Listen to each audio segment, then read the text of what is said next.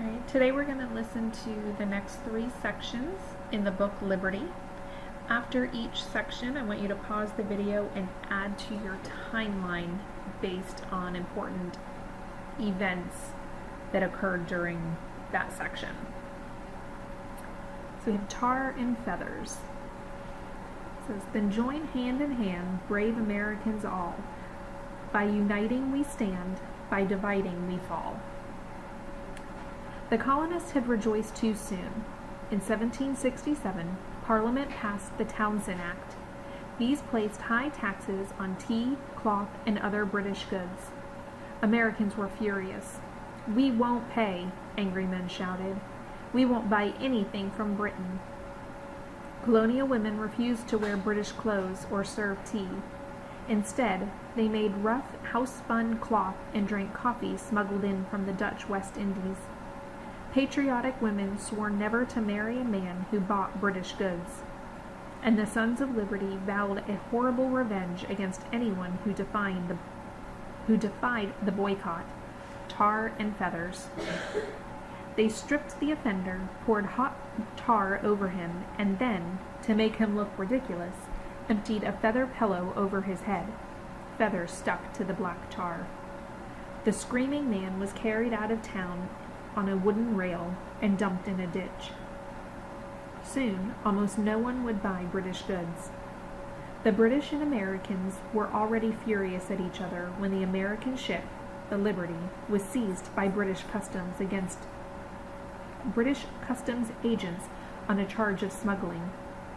The Liberty was owned by John Hancock, a rich Boston merchant who supported the Sons of Liberty. The news spread quickly. Men raced to the docks, a fight broke out, and the customs agents were beaten up. The British government was outraged by the news. Parliament voted to send troops to get the Americans back under control. In 1768, a squadron of British warships sailed into Boston Harbor.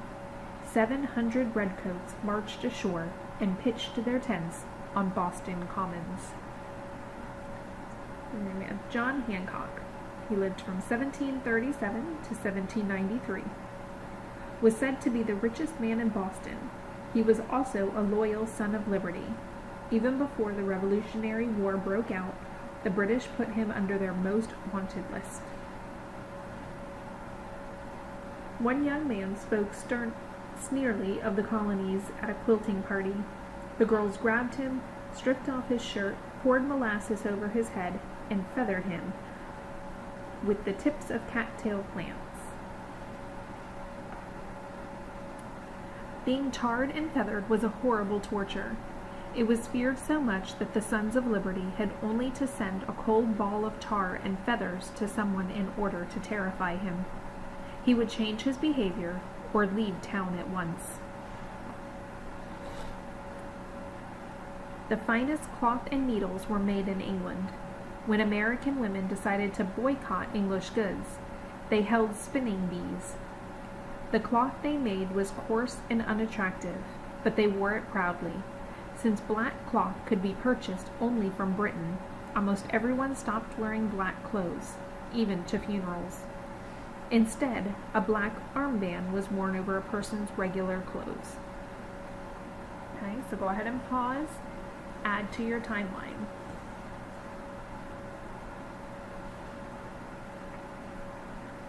Lobster backs. On Friday, September 30th, 1768, Paul Revere wrote, "The ships of war arrived. The soldiers landed on Long Wharf. They formed and marched with insolent parade, drums beating, fifes playing, up King Street. The sun shone on their brightly polished boots and shining muskets. The redcoats were an impressive sight. But it wasn't at all comfortable to be a British soldier.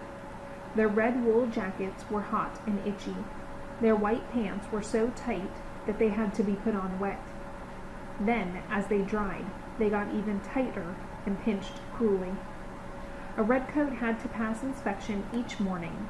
Washing wasn't necessary, but he had to shave. He had to clean and polish his boots, buttons, and buckles.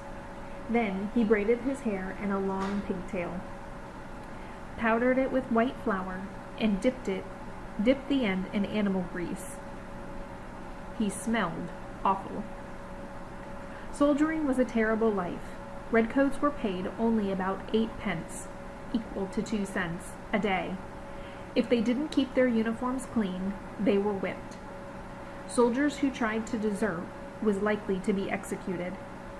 Sometimes he had to stand next to his coffin while the firing squad took aim at him. And if he escaped, Indians might be sent after him with orders to bring back his scalp. Life in the Boston Army was difficult, and redcoats were certainly not welcome in Boston. Girls turned up their noses, men sneered, and little boys ran after groups of red-jacketed soldiers, screaming, "Lobster backs, bloody backs, go home." So over here we have, sometimes a married redcoat was allowed to bring his wife and children along. They were given a small amount of food. In return, the women cooked, washed, nursed sick and wounded men. Whenever the redcoats moved to a new camp, their families went with them. Little children were often presented when bloody battles took place. The uniform wasn't the only discomfort a redcoat endured. He had to carry all his belongings into battle with him. Besides his musket balls, and bayonet, he carried a knapsack stuffed with food, blankets, and camping gear. It was a heavy load.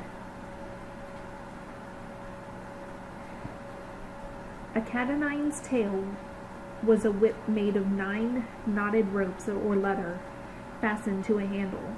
Soldiers were punished by being whipped on their bare backs. Redcoats received very low pay. To earn extra money, some hired themselves out to farmers and storekeepers in their free hours. Okay, so go ahead and add to your timeline. Then we have the Boston Massacre. Lobsters, lobsters for sale. Every time a redcoat walked through the streets of Boston, he heard angry jeers. Sometimes he felt a quick push from behind and, splat, he found himself face down in a pile of garbage. The redcoats began to hate Boston and everyone in it. The townspeople hated them right back. British soldiers infuriated the people of Boston by gambling, drinking, and holding noisy parades on the Sabbath. Finally, on March 5, 1770, the situation exploded. It was a dark night, cold and snowy. A soldier was standing guard in the sentry box in front of the customs house. A boy came along and began shouting insults at him. The soldier dashed out of his box and hit the boy with his musket. The boy ran away crying. But soon he came back with his friends. They threw snowballs at the guard and screamed, "Lousy rascal, bloody back." A crowd began to gather. The meeting house bell tolled. Men ran through the streets calling, "Town board, turn out." This cry was usually raised to call townspeople to help fight a fire. In fact, some people thought there was a fire. They rushed out of the houses carrying buckets of water.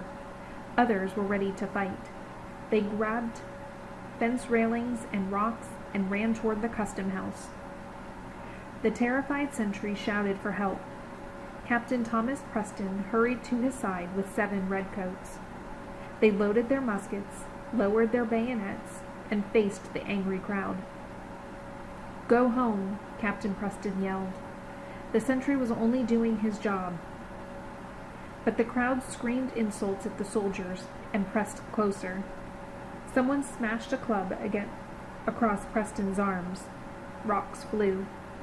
Suddenly, a shot rang out. Then another. A man in the crowd dropped down dead. Preston ran among his men, striking up their guns and yelling at them to stop firing. But when the smoke cleared and the crowd withdrew, 3 men lay dead and 2 more were dying. Boston would long remember this terrible night. Crispus Attucks was a tall, strong dockhand. He was part black and part Indian. He and his friends called the redcoats names and threatened them with clubs. Attucks was shot in the chest and killed by Hugh Montgomery, a British private.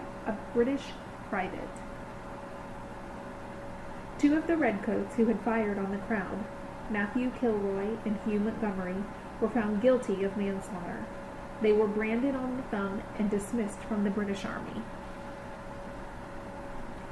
The redcoats and their officers were bombarded with snowballs stuffed with ice or bits of broken oyster shells.